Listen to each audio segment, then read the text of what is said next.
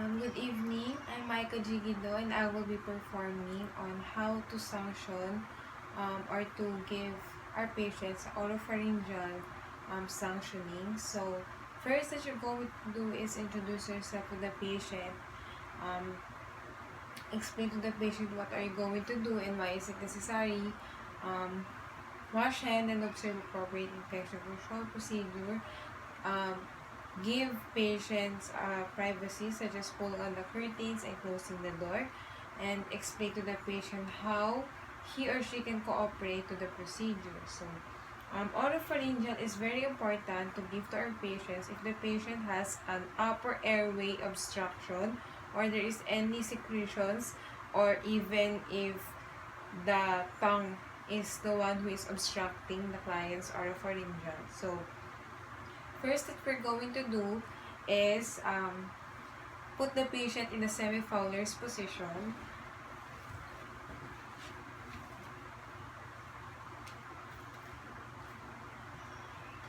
Next is put on gloves.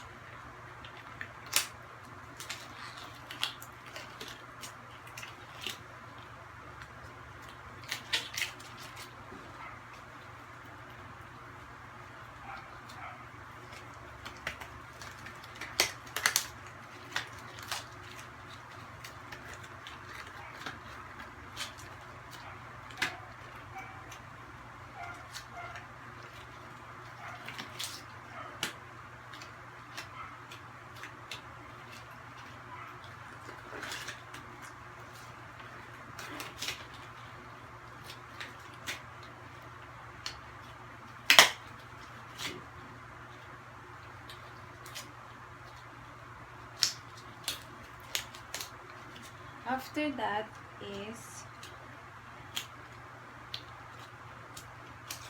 put 100 ml of normal saline solution in a basin or a kidney basin.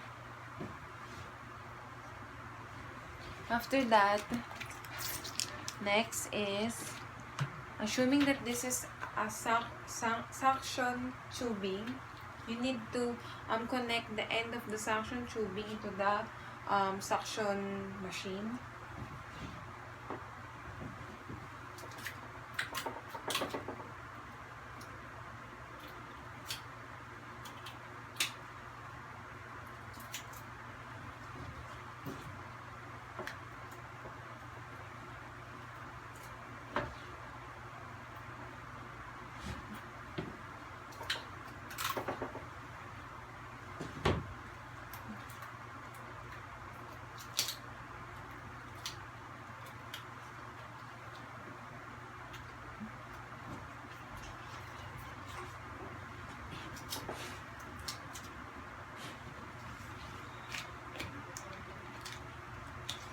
And after that, the another end of the suction, you need to put it into the kidney basin to be sterile and for you to know if the suction is ready to use or if it is working.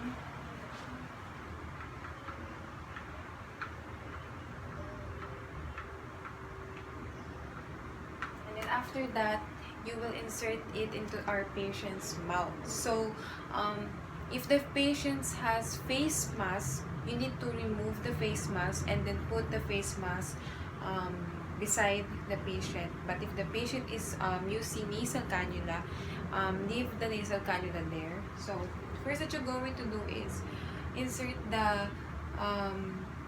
suction in the client's mouth and then put it around the client's mouth.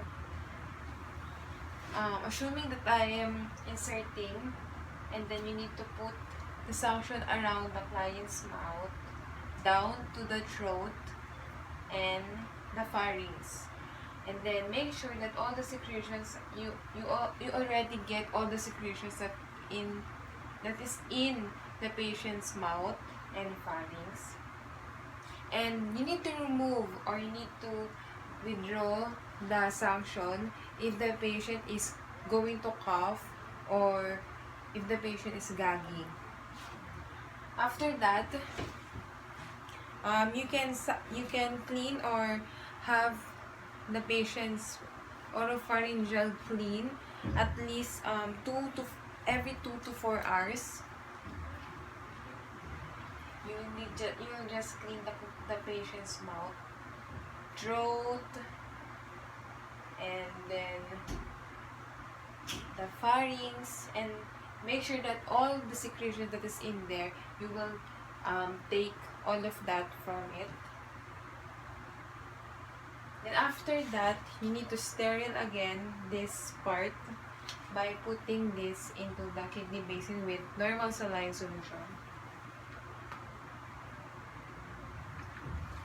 And you need to monitor if there is any discharges, bloody discharges, the color, the consistency, and monitor the vital signs of the patient, if there is any increase of blood pressure, pulse, or even heart rate, and then give a patient oral cleaning at least after 2 to 4 hours.